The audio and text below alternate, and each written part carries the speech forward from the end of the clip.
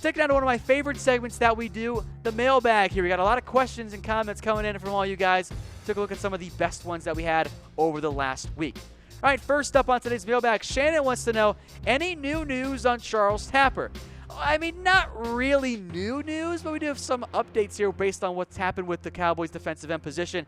Look, Tapper, first off, has got to stay healthy. He has played in 2 games because of his injuries, missed all of 2016 with an injury. If he's not healthy, how are you going to make him on the active roster? How are you going to have to find a spot for him? So he is very much on the roster bubble this year, and the defensive end battle is one of the biggest ones that we're going to have on the Cowboys roster this year. There are a lot of guys fighting for maybe 1 or 2 spots.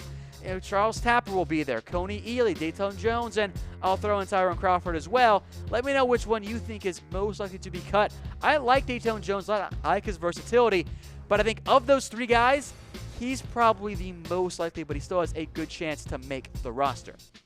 All right, speaking of Crawford, William Tyler Brown comes in and says, would you cut Crawford for Earl Thomas if they were able to work out a trade with Seattle and maybe a 2019 draft pick? A couple of things to approach this year with. First, with Crawford, I don't think Dallas will cut him. But with that said, obviously, if it came down to Crawford or Earl Thomas, yeah, give me Earl Thomas. No doubts on that one. The Cowboys, though, it's not really an either-or situation. It's also not necessarily a both situation. It's tough. I know a lot of Cowboys fans want Earl Thomas. I get a lot of questions about it. That's why we keep bringing it up here on the mailbag. It takes 2 to tango. The Cowboys are not going to give a first-round pick for Earl Thomas. A, they have no idea what it's going to be. It could end up being a top 10 pick. You don't do that for 1 year of Earl Thomas, assuming you work out a contract even beyond that.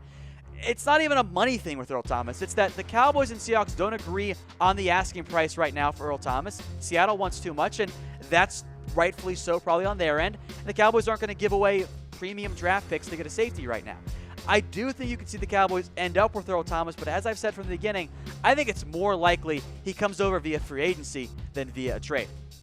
Good question here coming in from Marius, actually from the Deutschland, which I always like seeing those guys follow me on Twitter. He says, could Tavon Austin be your deep threat? Then you don't need to go with Dante Thompson and can go younger with Wilson or Brown, plus your guys Gallup, Austin, Beasley, Williams, and Hearns there. So a good question, a lot of unpacking this one. This is actually one of my favorite ones that I got. I actually responded to it on Twitter immediately. Or not immediately, but very shortly after. So we'll start with the Austin as a deep threat thing. That would kind of be ideal, and he definitely has the speed. But the problem is that Austin has never been a deep threat in the NFL. Last year for the Rams, he was a running back. They threw the ball 13 times. In his NFL career, Austin has 15 catches that traveled more than 15 yards in the air. That's one of the lowest rates in the NFL. So Austin has never been a true deep threat for the Cowboys. In all likelihood, I think you see Austin play Lance Dunbar role where he is a running back, in quotation marks, but he catches more passes than he gets carries. But in terms of being forced to take Dante Thompson, I actually don't think that's the case. You're going to take Hearns and Williams and Beasley and Gallup. Then you got room for 1 or 2 more bodies, maybe 3 at most, but probably not at the receiver position. I think that Thompson is competing with Cedrick Wilson. Now, Wilson didn't have the same burning speed that Austin or Thompson did, but he has shown the ability to be a deep threat because of his size and his ball tracking ability. So I think you could see Wilson beating out Thompson. Yes, they guaranteed him $1 million, but Thompson, Wilson, Brown, and so on are all competing for 1 to 2 more roster spots at the wide receiver position. Bears hater says, will Dak Prescott ever pass for 4,000 yards or get 30 TDs, Tommy? First off, no one calls me Tommy, but I'm okay with the Bears. So as for Dak and 4,000 yards, 30 TDs, I really, really like this question, one of my favorite ones we got this week, because Prescott has not done that his NFL career. But it's also not what the Cowboys are asking him to do. The Cowboys are asking Dak to be more of a game manager. They're not asking him to throw it 500 times a season. And that number is important because I went back and looked since 2002. Only 3 quarterbacks have thrown for 4,000 yards with fewer than 500 passes. Peyton Manning did it. Russell Wilson did it a few years ago. And then Phillip Rivers did it twice. So the odds are not for, even though Dak came very close this season. The way I'll approach it is, yes, he will. But I'm also including the rushing numbers. Who really cares how he gets a 4,000 yards and 30 TDs of offense if it's passing versus rushing? He nearly did it his first year. So Dak will do it. It just might have to cheat a little bit and include the rushing numbers. Hopefully he's better than what it was last year, especially down the stretch. Sandman wants to know, he's a good comment here on the YouTube channel, do you think we'll see yet another season of predictable vanilla offense with Scott Linehan on the hot seat? Hard to teach an old dog new tricks. Well, yeah, I kind of do. The vibe I've gotten from the Cowboys front office and coaching staff is that they're going to do more of the same. They're not going to drastically change everything this year. They're going to try and run their offense, run the ball a lot with Zeke. My issue with Linehan is not that it's overly vanilla.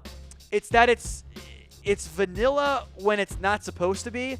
And when you just want some nice vanilla ice cream, you get like pistachio-flavored almonds ice cream. And it's like, I'll give you the example.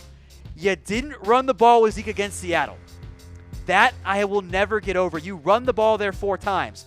That is not the time to be creative.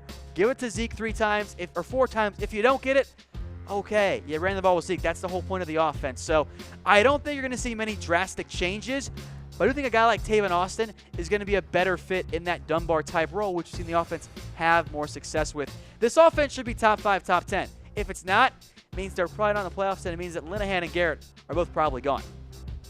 Sticking with the coaching staff now, this was a really good one because this is actually something we discussed in the office, whether or not we buy into Jason Garrett's F-bomb rants as being legitimate, or he's just kind of trying to force them. And I'll tell you what, Sandman, I kind of got that vibe too. I kind of got the vibe that when Jason Garrett was dropping the F-bombs, they didn't quite feel genuine. Now, later in the year when he said it was pilot bleeping air, that I felt genuine. But early on at the beginning, I really didn't get the vibe. It just felt forced. I don't know if the players really bought into it, because deep down, and this is not a bad thing, by the way, because I am also this, Garrett's kind of a nerd. Like, he's just kind of like laughing there. He's having fun. He's not like the Bruce Arians type coach if you watch the original All or Nothing. That's not who he is. He's Jason Garrett. He's going to be a little bit nerd. That's not a bad thing. I kind of like that in a coach. I don't know if the F-bombs were really all that legitimate. I got that exact same vibe that you did. Next up from Demetrius Booker, and this is a really tough one for me. Better chance of making the 53-man roster, Cedrick Wilson or Bo Scarbrough? And I still don't really have a great answer for you, Demetrius. We'll start with Cedrick Wilson, because I do think he makes the roster. But he also has the tougher battle. He's going to have to beat out Deontay Thompson and probably Noah Brown as well to make the active roster, even though we know how the Cowboys feel about their Boise State wide receivers. And then for Bo Scarbrough, there's less bodies at the running back position, but he's also a later round pick, and there are injury concerns there. So here's the way I'll describe it, which is kind of cheating, so I apologize for that. Bo Scarbrough has the better chance to make the active roster for the Dallas Cowboys, even though I think both will. But Cedrick Wilson has the better chance to make an immediate impact this year on the Cowboys roster. So let me know what you guys think. I think both players will make it. I think the Cowboys will find a way to keep Wilson and Scarbrough, even if they're backups early on. I think that they like all of those players. I had 5th-round gains on all of them as well, just like the Cowboys did. So I think Scarbrough has the best chance, but I think Wilson might make the biggest impact if he makes the roster. That's a big if there going forward.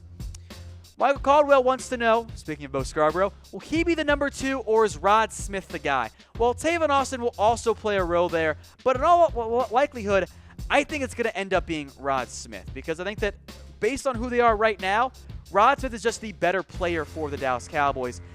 He does a lot for you. He does special teams, and he also looked pretty darn good when he took over as the number 2 back last year. And Bo Scarbrough has to get better at blocking. He's got the size to do it, but I think you'll see Rod Smith, if Zeke needs a breather, on 2nd or 3rd down, Smith comes in.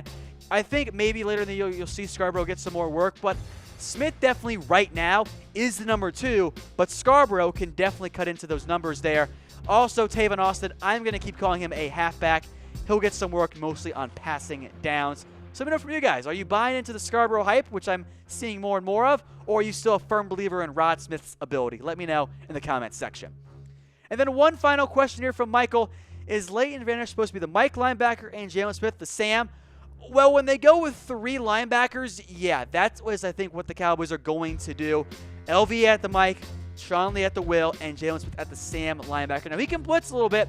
I think Smith, if you have to play him somewhere, Sam maybe makes a little bit more sense right now with your current roster setup. The Cowboys view Vander Esch as a middle linebacker. So what you could see happen is Vander Esch, Lee, and Smith all kind of rotate on 3rd downs. Probably less so Leighton, or less so Sean Lee, because you want him to do it at all times. And then when the Cowboys go to a 3-down linebacker set, it's Vander Esch at the middle, Lee on the weak side, and Smith at the Sam position, often blitzing a little bit as well. They're all going to play as long as they're all healthy, but I think the Cowboys, if you're going to look at this team 5 years from now, their ideal situation, I think, is LVE has emerged into an incredible middle linebacker. Sean Lee is the linebackers coach or defensive coordinator, and then Jaylon Smith is your weak side linebacker taking over for Sean Lee down the road. All right, folks, I'm Tom Downey. Follow me on Twitter at WhatGoingDowney for more Cowboys coverage. If you missed anything, don't worry. We'll play it again. Until then, we'll see you next time.